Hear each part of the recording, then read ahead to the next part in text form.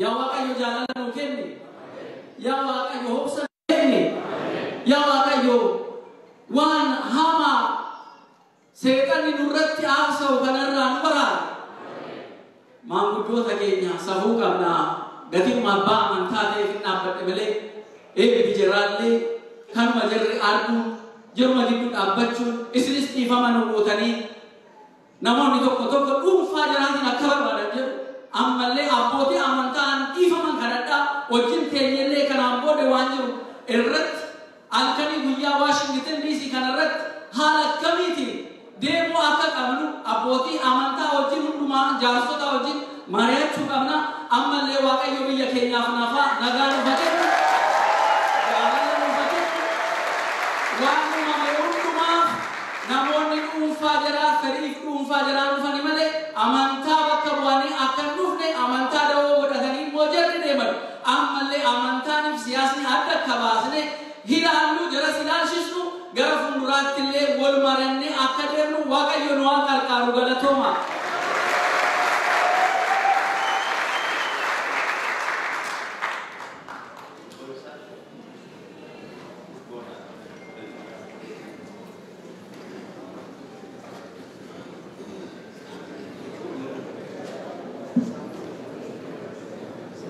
Akkam jirtu? Baga nagaa walagaan.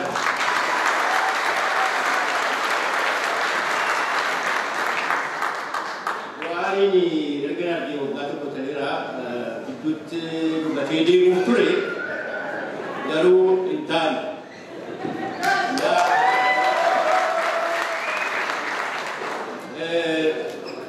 Ani eebbas abaarsan caalaa beekaa. Lalu ada nama Jawar Rawapa Ibaran isa Jawar isiniti bicara kan isarra gahe baay'ee isin barsiisuka maaliif irra gahe jettanii gaafattu isin irra gahe wanti irra gahe oromummaa isaatiin malee jawaarummaa isaatiin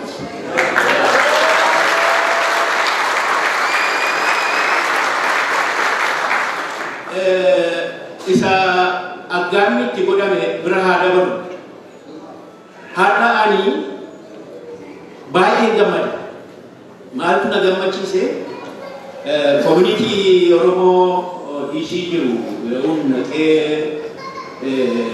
turu warra akka maraatu calluma jedhee lafa duwwaatti iyyuu arge hin iyyisiifnee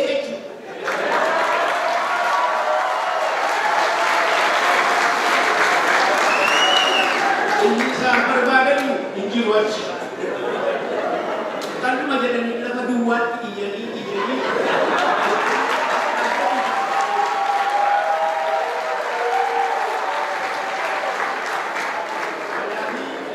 Tuan isagote ini isagot ini banyak sedang dibuat. Banyak sedang. Kanan kiri galle ojrate.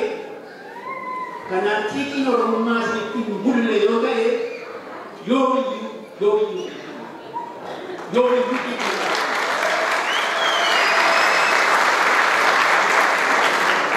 karena icara mak atau bakal atau kutu waris atau kutu gatingkam atau kutu wiki atau kabataji icara opa bulan tadi lagi waktu dia maju sekali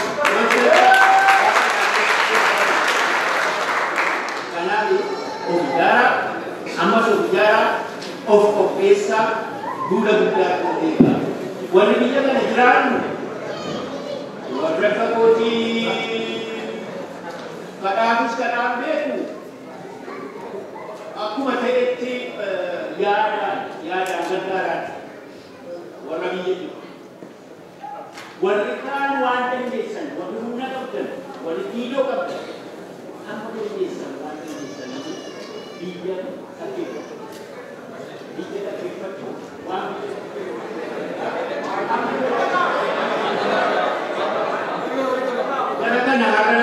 agartanii miti eessa ba'anii yaa'anii dhufaniitu kaasaa isaaniitiin falmata miti isin kan hin gooneef miti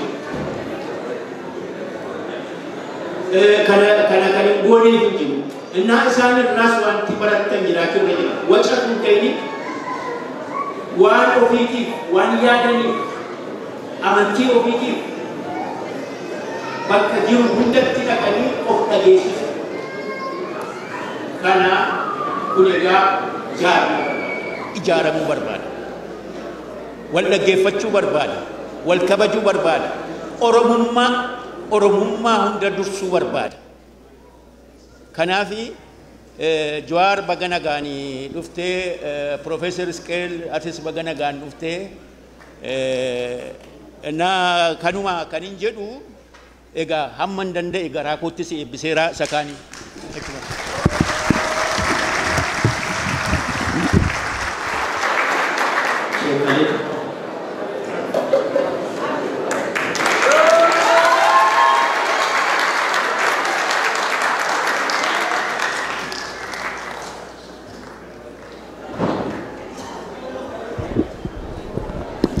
Oromoo jirtu Oromoo jirtu Oromoo DC jirtu baga jiraattan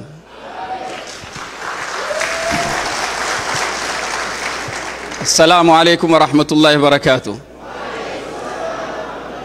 Bismillahir Rahmanir Rahim Walgayi khana walgayi khayri rabbi nuhagod Walgayi walingalan rabbi nuhagod Walgayi waligalan rabbi nuhagod debi isa khaynyas rabbi subhanahu wa ta'ala debi milki rabbi nuhagod ufin sa obbalayyan kenyatis rabbi ufin sa khayri rabbi isana hagod khotte isani khotte baraka rabbi hagod debi isani ti debi milki rabbi hagod biyatenyas rabbi naga hagod rabbi subhanahu wa ta'ala ummat islamatis ummat oromotis ummat biyasan kesi juruhun rabbi naga hagod naga biyatenya rabbi hafid raga alama rabbi khan Obbo Jawhar Rabbi umri si hadiris wajji qabsoo nejir galataan galchaaf qabsoo ummata islaamaa keessatti waan inni gumaachisanif Rabbi subhanahu wa ta'ala galataa hagal qabsoo ummata Oromoo keessatti waan godhee fi waan godhaa jirullee Rabbi subhanahu wa ta'ala galata Rabbi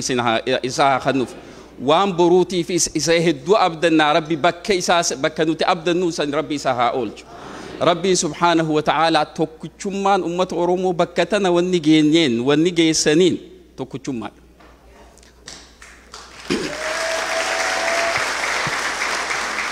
Jawhar gizee hundani dubbata chirichaaroo hin tahinaaja jumlaadhaan malee chirichaaroon hin gurguramne amma booda Oromoon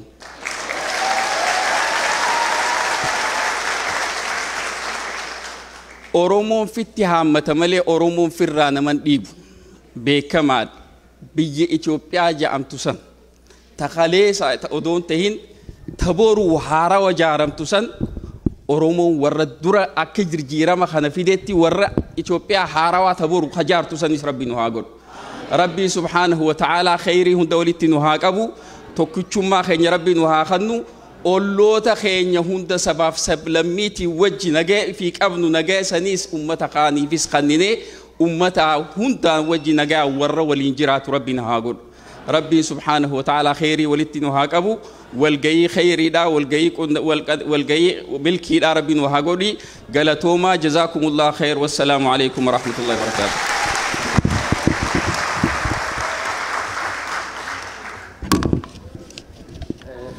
Sudan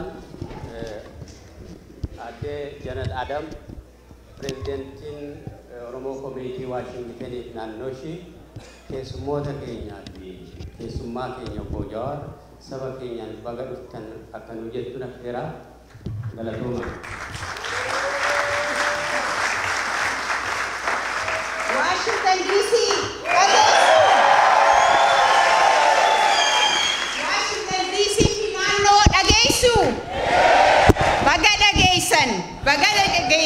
baga dirmatan baga gabbatan baga diina mootanii bakka tanatti argamtan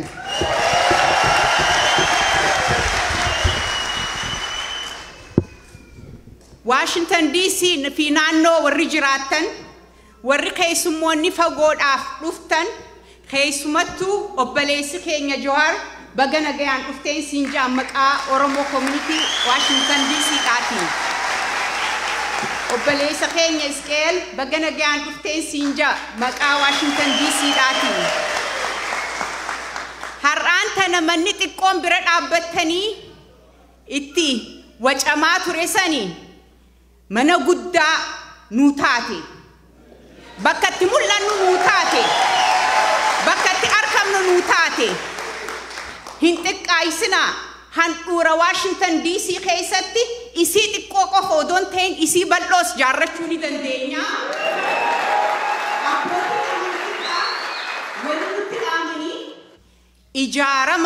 Ijaarama namni hin jaaramin bakka hin qabuu jedhan. Tana dura Oromoon akka sutaa migiraa tokko tokkoon nu luqqaasanii tokko tokkoon jabaa keenya cabsanii tokko tokkoon jabaa keenya ajjeesanii asiin nu ge'an. Haa ta'u malee qeerroo fi qarreen dargaggeessaa fi manguddoon haadhaa fi obboleettiin hundinuu takkaa qabsoo teenyan irraanfanne. Takkaa qabsoo malee asiin geenye. Qabsoon teenya Oromummaa keenya tokkummaa keenya nu barsiistee jirti. Oromummaan haraaraadhaa miti dhiigaa. Oromummaan haraaraadhaa miti dhiigaa. Namni dhiiga isaatiif bira dhaabbata roorroo isaa hin danda'u. Roorroo ilma Oromoo ilmaan Itoophiyaa keessa jiraatan hundaa'u tokkollee isaaniillee hin dandeenyu. Sabaa fi sablammoota ummata nuti diddaan teenya sistama gabrummaa nurratti oolcheeni malee namoota wajjii miti. Namoota wajjii miti. Haqa keenyaaf malee haqa namaa cunqursuudhaaf miti. Reekaa beekaa hedduun dubbatanii waa hundarra kaniin isinii dhaamu mana keessan jabeessaa. Organizationii qabdan cufattu masgiidatti, charchiidhatti, afoochaadhatti, keessattuu communityidhatti koottaa wal jabeessaa wal bira dhaabbadhaa ijaarama. Namni hin jaaramin akkuma duratti sutaadhaan akka sutaadhaa tokko tokko nu luqqaasuu danda'u. Bakka nu luqqaasan bira garuu hin jirru. Ijaarsa keenya garuu haa jabeessinu. Gaafa nuti ijaarsa keenya jabeessine gantuun teenyaas hamtuun teenyaas mana galti. Jabaa keenya bira galti. Agarreemi gaafa galte xiqqoon agarreemi gaafa galte ni galti ammallee ni galti. Haa ta'u galatoomaa.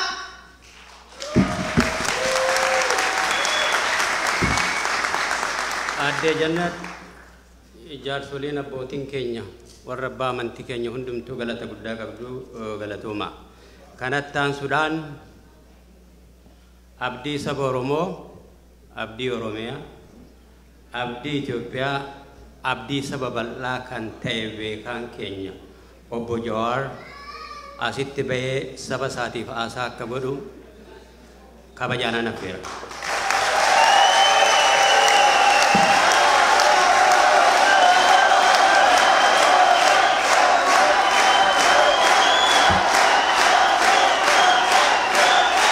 Come on, then.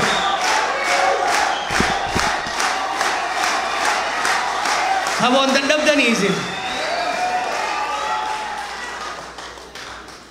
What is your American sneaker name?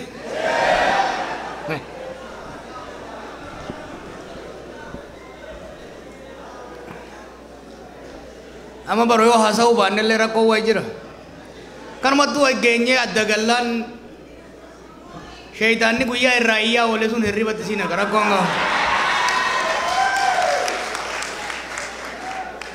Saya gawa bawa guru kiya durati. Hanggawan nukai sejira. Jala kapsul bihayu jira. Karena populasi kiya bi hanggawa kiya Profesor Scale naga kasih nggak fatuna fair.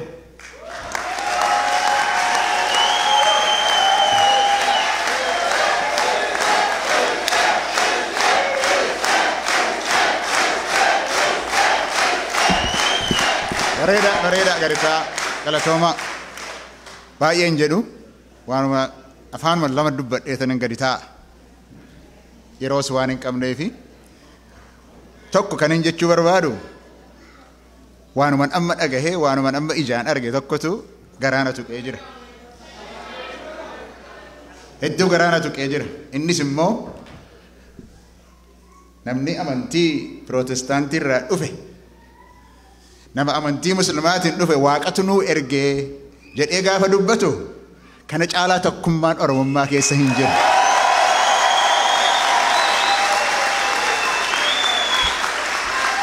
Waan isaan gidduu kana waggaa lamaan darbe keessattis Oromoo kana qoqqooduudhaaf waan hin godhamin hin jiru.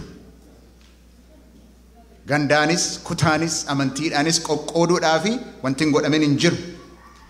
Ummanni Itoophiyaa sunis amantiidhaan wal qoqqoodee amma immoo gadi bahee yoo ijaanuu argaa jirra kan gadi bahee Jawaarin dhufin warri Oromoo walitti hin gahin jedhu uffatuma uffateeti gadi baheetiti dubbii ammaa waan siyaasa keessa jirru siyaasa ta'uunsaa hafee waan amantiitti jijjiiruudhaaf wanti hin godhamin hin jiru.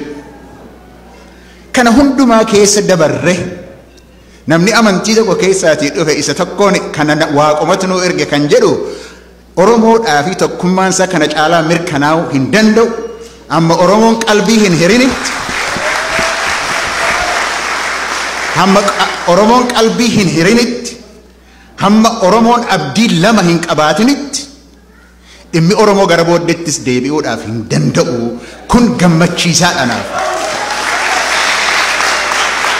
Lammata kun yoo na gammachiise wanni na gaddisiisu immoo ala jira malee ana mana kana keessa hin jiru. Wanni na gaddisiisu maaliif na gaddisiisa yoo jettani wanni inni na gaddisiisuuf qabsaawaan yoo ofii jiraates hin qabsaawu lubbuudhaan jiraate qabsaawu yoo qabsaawaan wareegames bakka qabsaawa sana kumatu dhalata malee qabsoon gara booddeetti hin deebi'u. Kana wal dhaaluu isaanii kana waan wal dhaalaniifiti ajjeesuudhaaf itti aggaamanii jiraattes hin qabsooftu yoo hin jiraannes si booddee baay'ee jira.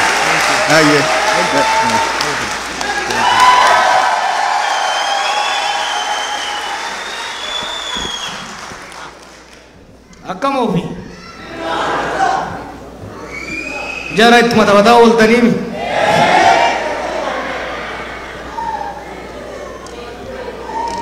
hunda dura Rabbi guddaa kanaan nu gahe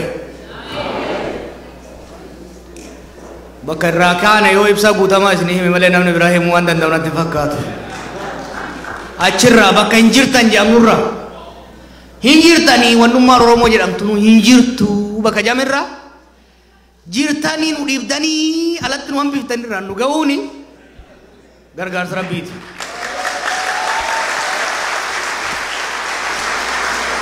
Waa'ee garuu waa'ee faranjillee abbuma tattaafateef waa buusan jedha mararaa guddina nulleen carraaqanneet taphatti itti dhufne arraba akka isaanii kanaan hin dhufne beeyta arrabni keenya muramee dhufne malee quba nama jala qabne beeyta dhaggeeffadha akka har'a isin jala quba isaan qaban sanitti orma jala quba qabne osoo hin ta'in qubni keenya maakalaawwitti irraa ciramee nurraa ciramee tas keenya jechuudha.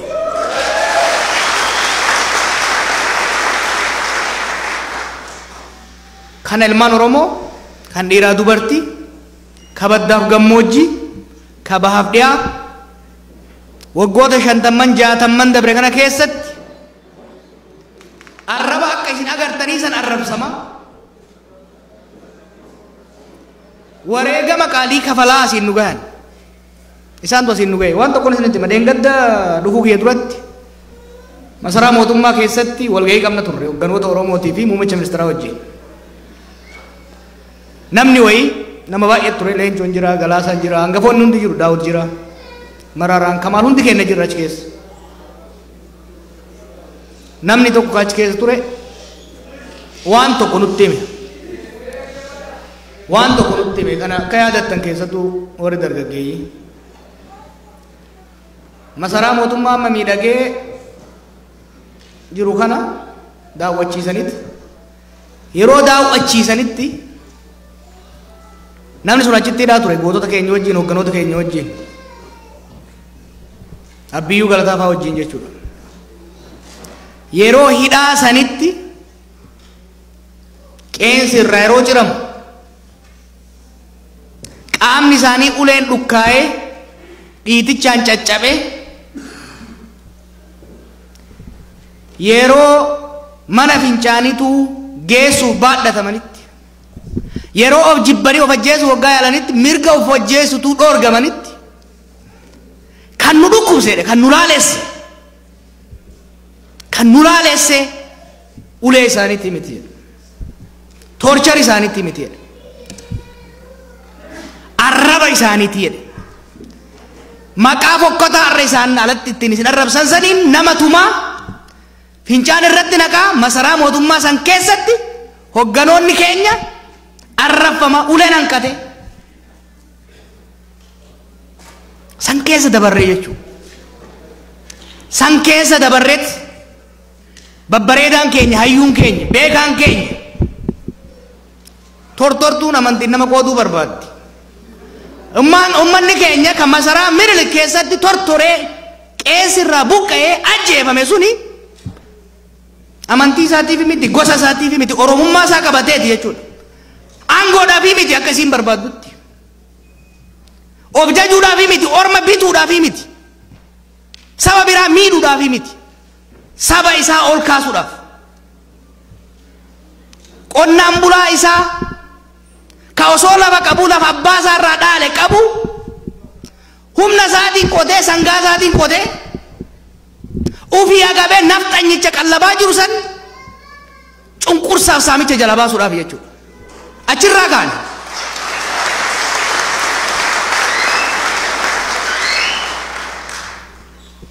Yeroo alatti sin arrabsan nan aaran seena nan boona nan gammada.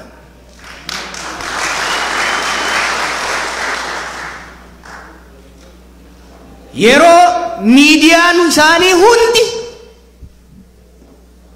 Jawaar jee seetana na fakkeessu naaru bar nan boona or nan boona.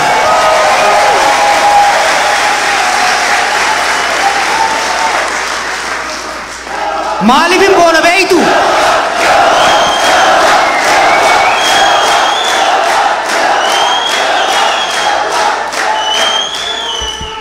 Maaliifin boona beeytu?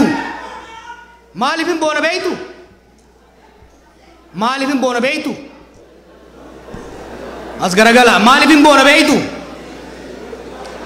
Wannin boonuuf waan footoon kiyya magaazina irratti baheefi miti. Wannin boonuuf waan maqaan kiyya addunyaa irratti ol ga'eefi miti.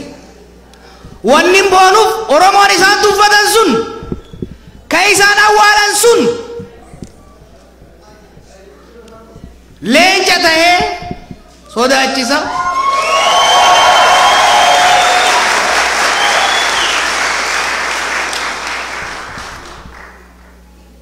Dur sinitti nama gaafa dardara turre san VOA kanarran oola beeytu. Yeroo hunda VOA irraa maana dhageessan beeytu. Waan hin beeku hin beeknellee beeytin haasaa ture. Waa'ee baha jiddu galeessaa, waa'ee qilleensa hunda isaa. Maaliif ilmi baadiyyaa gidaamii jiru, kan carcar jiru, kan gimbichi jiru, gurbaa Oromoo tokkotu miidiyaarraa sirriitti dubbate akka yoo jedhan mataa ol qabatee qe'ee keessa mana barnootaa keessa akka deemu waan hin beekuuf jechuudha.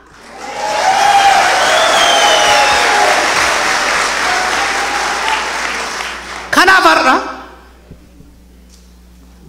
yeroo itti boonnu malee yeroo itti boonyu keessa hin jirru. Yeroo immoo boonnee itti uf dagannu keessas hin jirru jechuudha. Yeroo kana keessatti yeroo yaalii dhumaa the last attempt, mark my word. Marsaan tun marsaa dhumaati amma wadunu yaaltu. Baay'ee yaaltee jirti. Jaarsi kun maannoo Itoophiyaawii jedhee barsiisuu yaale inni didee galuufi dide. Amma garuu galaaf gara fuuldura akkamitti galaaf? Injifannoo keenya cimsaa yoo deemne. Injifannoo keenya cimsuudhaaf tokkummaadhaan yoo deemne.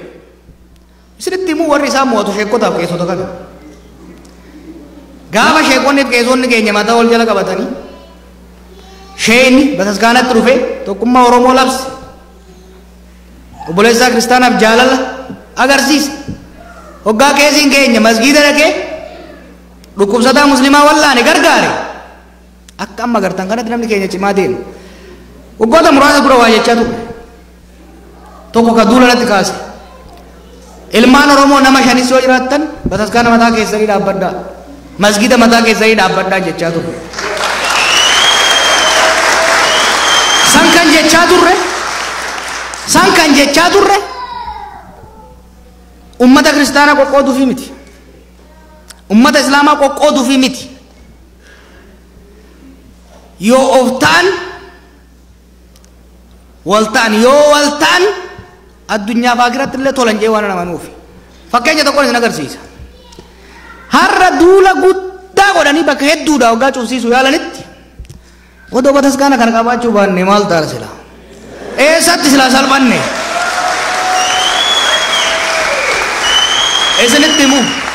Isinitti himu.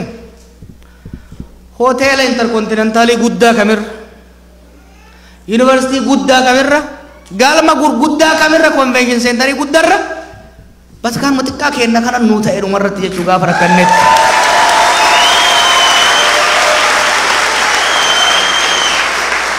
Ameerikaa itti baqannee baranne, Kaanaadaa itti baqannee hojjetanne, Awurooppaa du'a jalaa nu oolchite, hin jaalanne hin qabanya galata qabnaaf uummata kana. Haa ta'u garuu gaafa cittee, gaafa dukkanaa, gaafa hamtu Oromiyaa wanni ga'u hin jiru kana beekaa.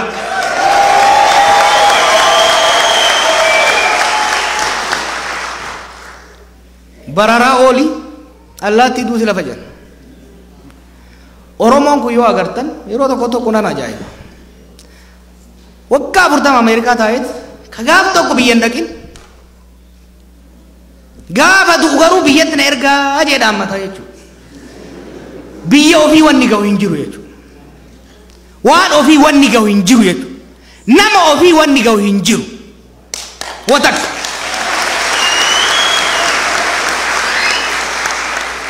Duulli amma godhamaa jiru kuni duula dogongora keenya nu qaawwa ofitti banne kan amanuun barbaachisaadha. Qabsoofne sirna wayyaanee nurratti dhaddoo dhaatee waggaa 150 nu bulchuu barbaadu taraatii jee qophaayaa jiru. Ifirraa buufne biyya nama hundaa bilisa taate jaarra jennee carraayin. Borumtaa isaa garuu qeerroo wareegameef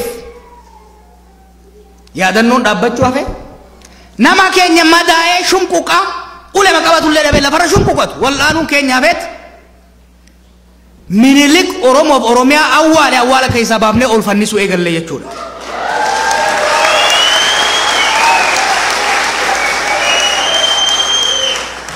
Jibba namichaati miti.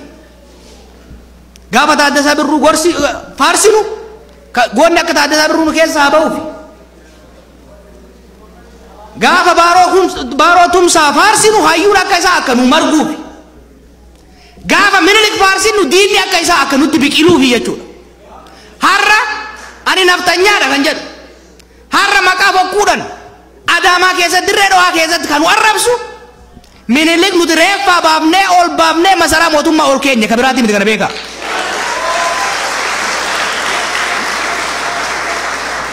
Keessaan wal gorsinee walitti himnee dadhabnaan leencoo wajjin aanulee dhayi. Dubbii walajjeechaa kafide waan biraatiif jechuudha. Naftanyummaa waan mormineef Itoophiyaa dullatti deebitee nurra fe'amuu barbaaddu waan mormineef dhugaan aanolee awwaalame kan yakkamtoota akka Hayilasillaasee faarfamuusa waan mormineef nu ajjeesuu barbaadan. Isin himuun firris alagaanis beekuu qaba. Du'eetiin sagal gubadha malee. Du'eetiin sagal gubadha malee dhugaa Oromoo hin awwaalu.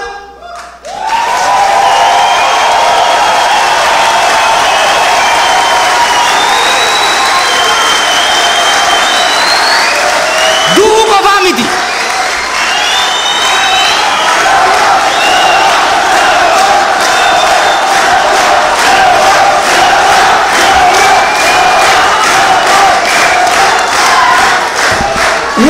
Eeguma fedhan fidan malee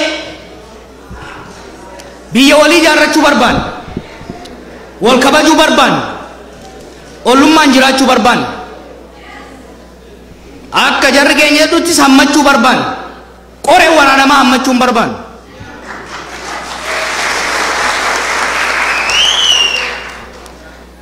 Warri biyya alaatis warri biyya keessatis warri mana kana keessatis kan mana kana aliitillee ka beekuu qabu abadan dhaloonni keenya osoo jiru abadan hattuun feete Oromiyaa qoqqooddee gosaaf amantii walitti hin buuftu, gantuun feete goota keenya xiqqeessitee sirnoota abbaa irree nurratti hin faarsitu. Oromiyaa keessatti wanni filannootti seenuudhaan murteesseef tokko maal seetan? Erga afaaniin dubbachuun gaagana isaan gube, erga aanolee dhaquun hagana garaa isaan laalesse, erga Itoophiyaa dullatti isaan deemaniin dura dhaabbachuun du'aaf kan nama qaadimu taate aangoo isaan ittiin nu doorsisan san harkaa fuunee biyya Itoophiyaatiif Oromiyaa bulchine.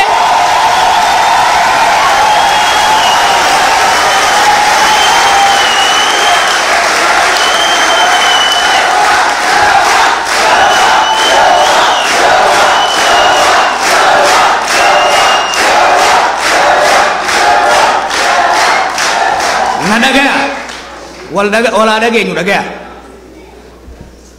Biyya san keessatti baala taraan hin jaani miti.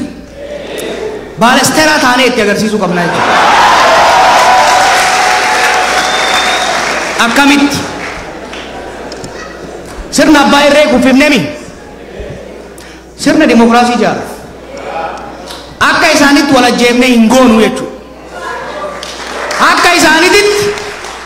Akka isaanitti wal ajjeefnee wal sakaallee taphaan osoo hin ta'in forfee mo'annee aangoo hin qabannu. Guyyaa adiin dorgomnee dhugaa qabnu qabannee imaammata keenya lafa kaa'annee tarsiimoo lafa kaa'annee filannootti seennee dirree Oromiyaa irratti dirree siyaasaa irratti dhugaa keenyaan tarsiimoo keenyaan bilchina hooggansaatiif jaarmayaatiin caallee argamne injifannee aangoo harkaa fuunee mootummaa humna takka.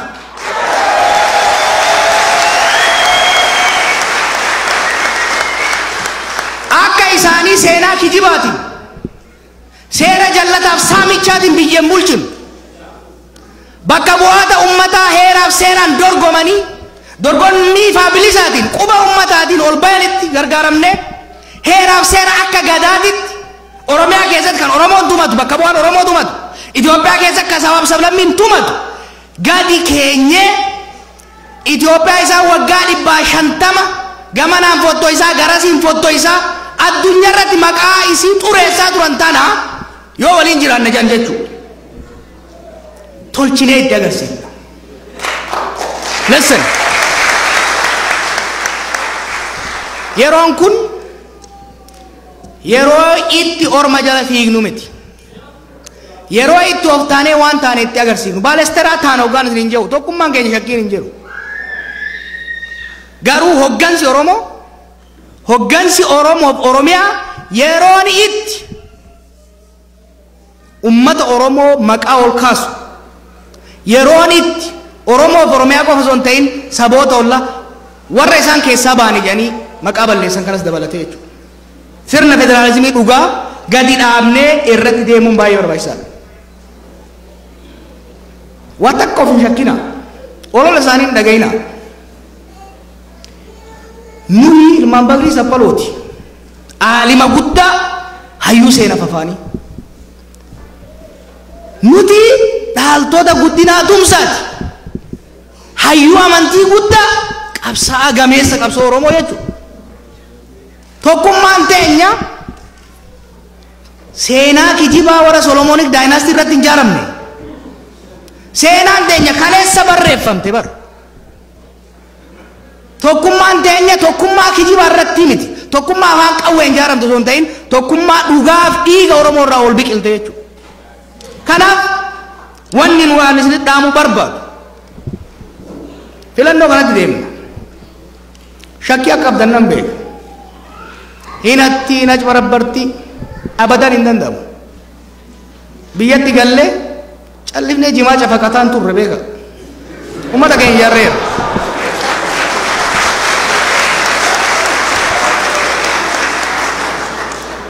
amma booda biyya teenya keessatti namni abbaa irree ta'uu barbaadu warra abbaa irree barbaadu biratti godaanuu nurra kabiraan jiru. Namni korojoo hatuu barbaadu warra korojoo hanna isaan barsiisatti gara olii san galu kabiraan jiru.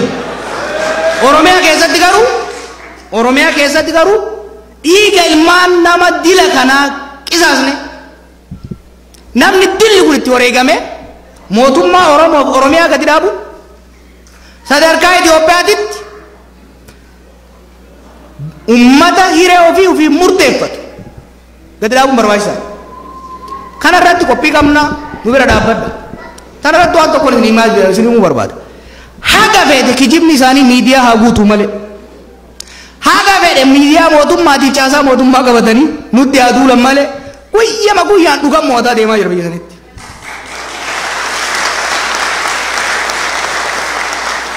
Ummata fira kennaa ka Sidaamaa kana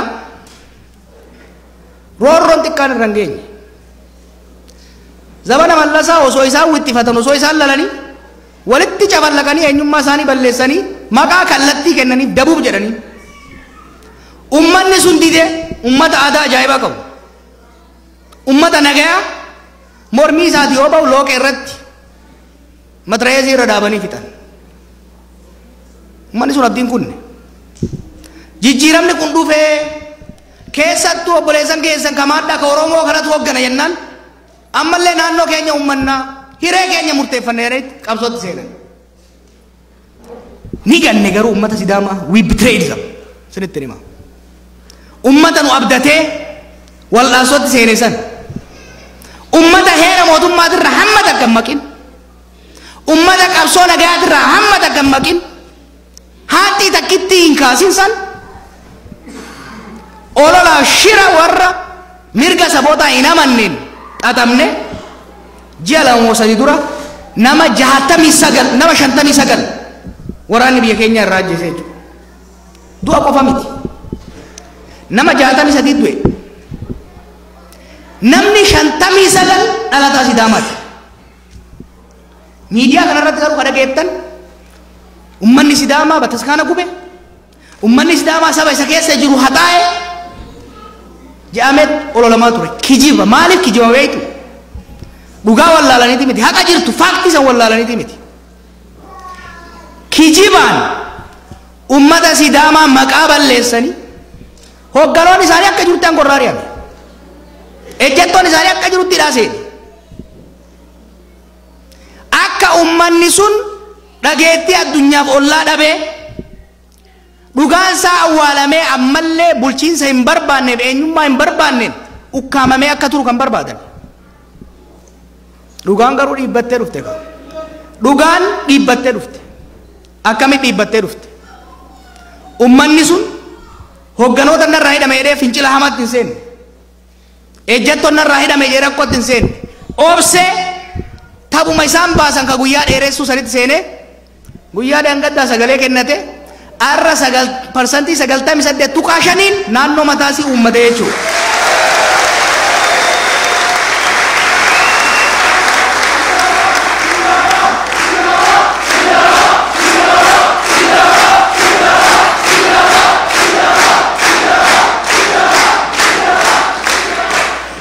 Nulle ranam sinettimu baay'ee maqabsoofne baay'ee wanjifannoo finne of janyaami takka hiree teenya akka ummata Sidaamaatti murteeffanne nu takka mootummaa teenya hin jaarranne waan nuu ta'uuf hin taane takka hin filanne jechuudha. Nullee nu ga'uu qabdi dabareen filannoo itti aanu irratti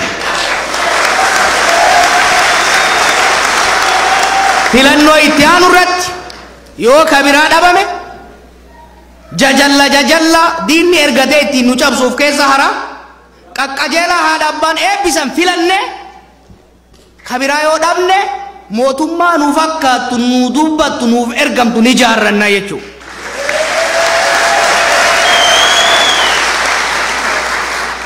Itti aansee warra alatti hafeefin afaan kaanii waa jedha. በስተመጨረሻም እዚህ ውስጥ ሆናችሁ ቋንቋውን ለማትችሉት ወይ ደግሞ ውጪ ላላችሁት መልእክት ማስተላለፍ ፈልጋለሁ። መልእክቴን አጠር ላድርገው። በዚህ ሀገር ይቅርና በእኛም ሀገር ባደግንበትም ባህል የማይቀበሉትን ሐሳብ የማንቀበለውን ሐሳብ መተቸት፣ መቃወም፣ መጋፈጥ መብት ነው። ከመብትም ያለፈ ግዴታ ነው። ስለዚህ በዚህም ከተማ ሆነ በሌላ ከተማ ለተቃውሞ የወጣችሁ መብታችሁ ብቻ ሳይሆን እኮራባችኋለሁ።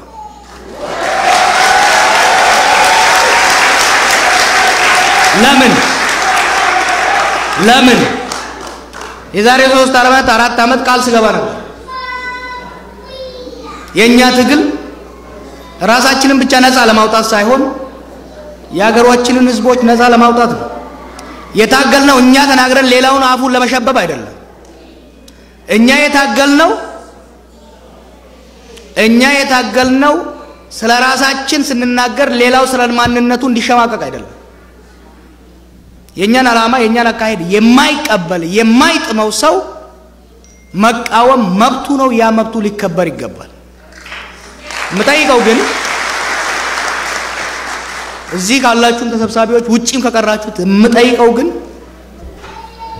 አንድ ሀገር አብረን እንድንገነባ ከተፈለገ በእኛ ሳይድ ስህተት ነው ብላችሁ የምታስቡትን ነገር እንድንረዳና እንድናስተካክል ከተፈለገ አብሮነታችን ተጠናክሮ ያሉንን ልዩነቶች እያጠበብን እንድንሄድ ከተፈለገ ድጋፋችንም ተቃውሟችንም በጨዋ መልኩ መሆን ግዴታ ነው።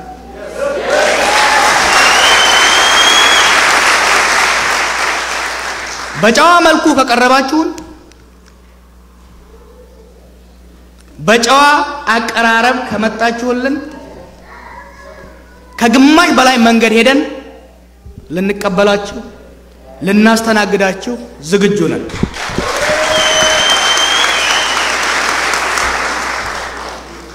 የህዝባችንን ስም በሚያጎድፍ መልኩ የህዝባችን አንድነት በሚሸረሽር ለመሸርሸር በሚሞክር መልኩ ጀግኖቻችንን በሚያጠለሽ መልኩ ከመጣችሁ ግን ከባሌ ጋር ወርደን አንባልግም።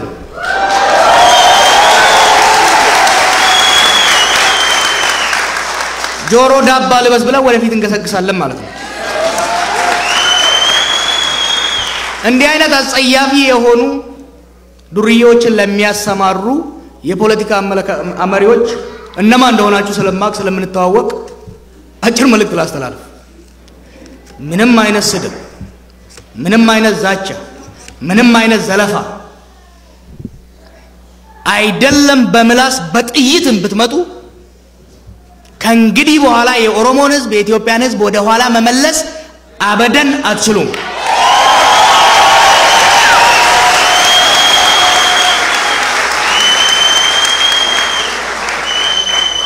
ይሄንን ስለተላቀረርቶ አይደለም፣ እንተዋወቃለን። ምን እንደሰራን ምን መስራት እንደምንችል በደንብ ስለምንተዋወቅ በረብሻ በመበጥበጥ በመሳደብ በመግደል ህዝባችን የራሱን መንግስት የመመስረት ዓላማውን ለማጨናገፍ በምርጫና በውድድር አሸናፊ የሆነው ሐሳብና ፓርቲ እንዳይለይ በፎርፌ ወደ ስልጣን ለመምጣት ወይም ስልጣን ላይ ለመቆየት የምታስቡ ካላችሁ ተስፋ ቁረጡ ነው ማለት።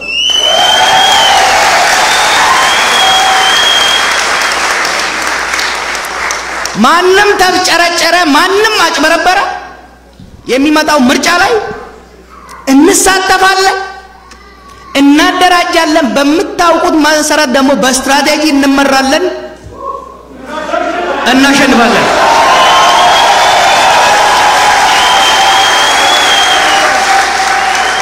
ምክር አለኝ፣ ብራዘርሊ አድቫይስ። የምትፈልጉት አሃዳዊ ኢትዮጵያ እንዲመለስ ከፈለጋችሁ የምትሰብኩት አይነት ኢትዮጵያዊነት በሌላው ላይ እንዲጫን ከፈለጋችሁ ከእንግዲህ በኋላ በጠመንጃ አትችሉትም፣ በጉልበት አትችሉትም፣ በሚዲያ ጋጋታ አትችሉትም። በምርጫ ሳጥን ብቻ ነው። በምርጫ ሳጥን ጠላትን ማሸነፍ ከፈለጋችሁ በወሬ አይሆንም፣ በጩኸት አይሆንም። የሚሆነው እንዴት መሰላችሁ? ሐሳባችሁን መጀመሪያ አንጥሩና ክሊር አድርጋችሁ አስቀምጡ። በሁለተኛ ደረጃ ያንን ሐሳብ ተሸክሞ ህዝብ ውስጥ ሊያሰራጭ የሚችል ድርጅታዊ ብቃት ገንቡ። 100 ሆናችሁ ለችርቻሮ አትቅረቡ። እንደኛ ተቀራርቡና አንዱ ነው።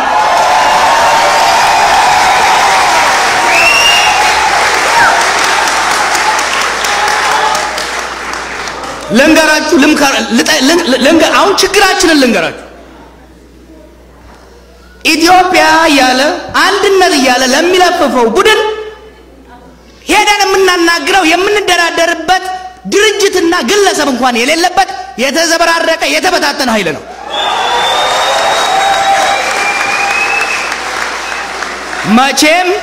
መቼም ሂድና ከሰሳዳቢ ጋር ከባለጌ ጋር ተደራደር አትሉኝም።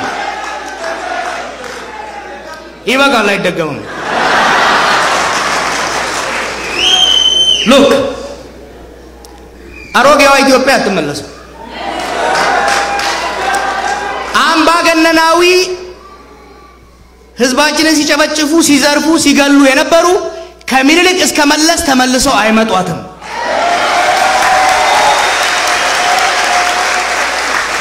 የዘራፊዎች፣ የአፋኞች፣ የገዳዮች ስርዓት ከነፍጠኛው እስከ ወያኔው ተመልሰው ኢትዮጵያ ላይ አይነክሷትም። ወደፊት ግን አብረን መራመድ እንችላለን።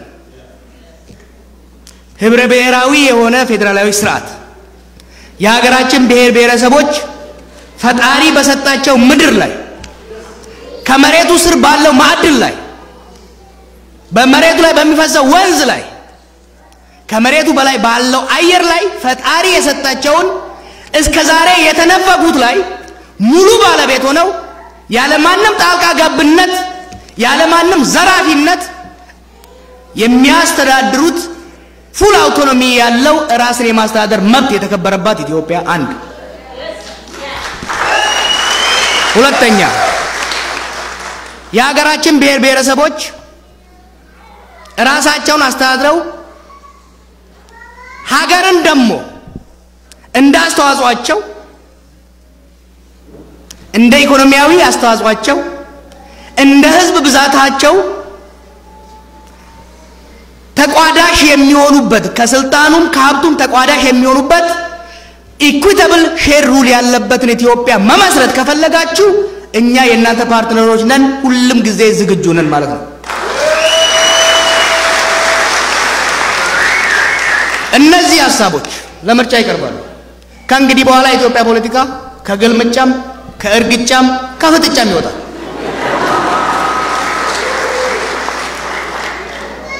ባለ ጊዜ ከተባል ባለ ከተራ ከመባላችን ካልቀረ የኛ ተራ ምን እንደሚመስል ማሳየት ዝግጁ ነን። የኛ ተራ ኦሮሞ ባህር ዳርና ጎንደር ሆኖ ቋንቋውን የሚችልበት ሳይሆን የኛ ተራ ኦሮሞ በምድሩ ላይ ተከብሮ ውስጡ ካሉት ብሔረሰቦች ጋር ተቃቅፎ ቤኒሻንጉል ያለው ጭልጋ ያለው ትግራይ ያለው በዚሁ መልኩ ራሱን ችሎ እኔ አውቅልሃለሁ እኔ የቀቀልኩት ይጣፍጣል አንተ የተቀቀልከው ይመራል በሚል ህሳቤ ሳይሆን ተቻችለን ተከባብረን በምርጫ ሐሳባችን እጩአችንን አዘጋጅተን መሰል ሐሳብ ካላቸው የፌደራሊስት ኃይሎች ጋር ተቆራኝተን ምርጫውን አሸንፈን ህገ መንግስቱን ለሬፈረንደም አቅርበን አጸድቀን አብዛኛውና አብላጫው ኢትዮጵያዊ የሚወደውን የሚደግፈውን ስርዓት አንግሰን የኛ ተራ የኦሮሞ ተራ ሳይሆን የሁሉም ኢትዮጵያዊ ተራ መሆኑን ለማሳየት ዝግጁ ነን።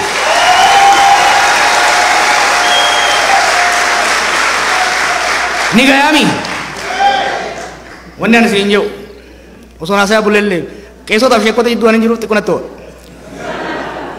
ደጋ ዱለማ ተነሞቹ ቀም never of duba deebun qabna yaada mo'achuu qabna jaarmiyaa mo'achuu qabna tokkummaa mo'achuu qabna waan immoo anne immoo sababan qabna isinitti himu gabrummaa ta dur yoo badduu isinif fakkaate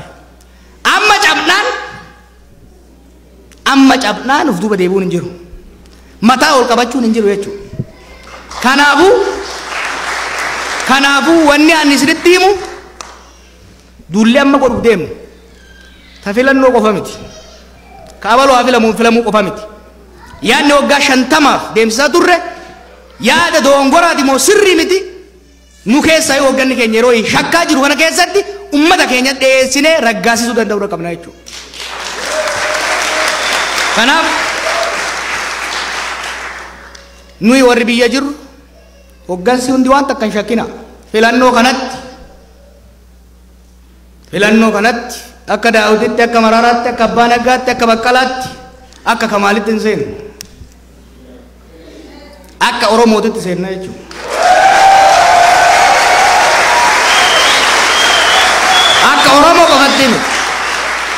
Akka oromoo qofatti miti ummata nu wajjiin hadhaa gabrummaa jala ture ummata nu wajjiin dhiitamaa ture tuffatamaa ture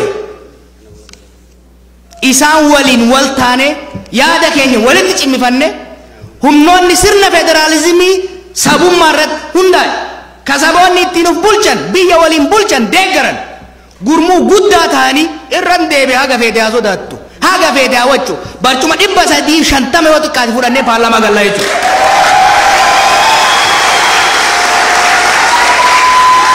Sambooda akka isaanii afaan qawweetiin arraba fokkuudhaan osoo hin ta'in dumucaa mana paarlaamaa jiru saniin itti gadi murree biyya bulchinaa jechuun seera feeran nagaan na bula.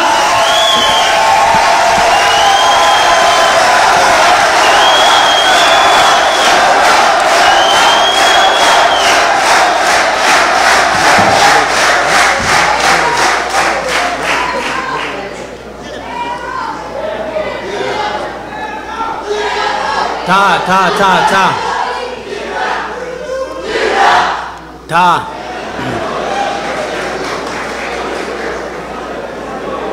Obbo Jawaariin baay'ee galatoomi jedha. Dhimma guddaatu nu fuuldura jira.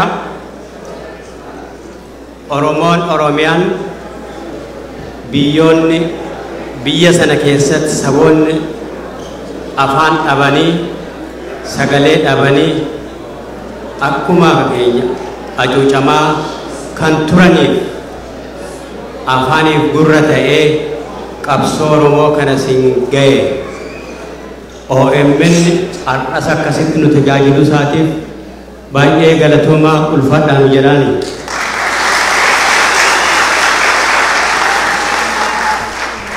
Kanaafuu OMN jiraachisuudhaaf abdiin OMN kan sabaan dhaabbate sabaaf kan dhaabbate